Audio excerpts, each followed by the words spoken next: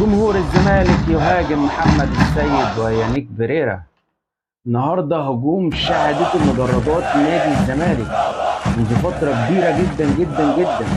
جمهور الزمالك هو الداعم الأساسي للفريق والمدير الفني، ولكن النهارده تأتي الرياح بما لا تشتهي السفن، ويوجه جمهور الزمالك انتقادات لاذعة ليانيك فيريرا ومحمد السيد، وجماهير الزمالك تقول كلمتها وتطالب فيريرا بخروج محمد السيد. وأداء باهت جدا للاعبي الزمالك اليوم، وخاصة لاعب محمد السيد، واللي طال هجوم كبير جدا جدا من جماهير الزمالك، واللي طالبته النهارده وهتفت ضده جماهير الزمالك: روح بقى يا سيد.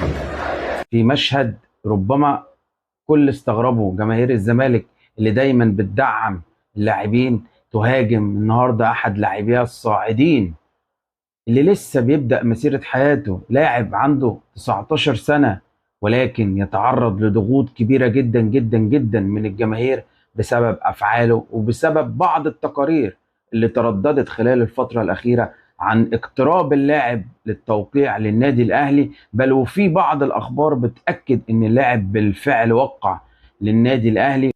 وبتواصل جماهير الزمالك كلمتها وهجومها اليوم للمرة الأولى على المدير الرياضي جون إدوارد، واللي طالبته بتصحيح المسار أو الرحيل في مشهد ربما نشهده للمرة الأولى.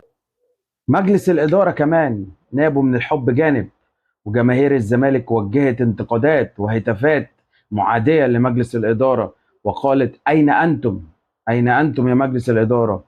يبدو أن الأمور في نادي الزمالك كل يوم بتبقى أصعب من اليوم اللي قبله، ويبدو أن المشهد داخل نادي الزمالك سيء وسيء للغاية.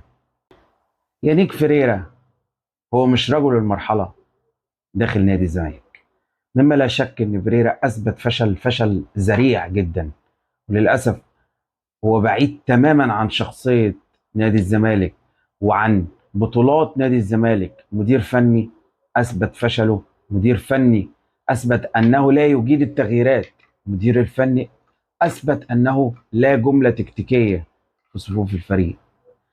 فيريرا يجب الرحيل الآن قبل بكرة.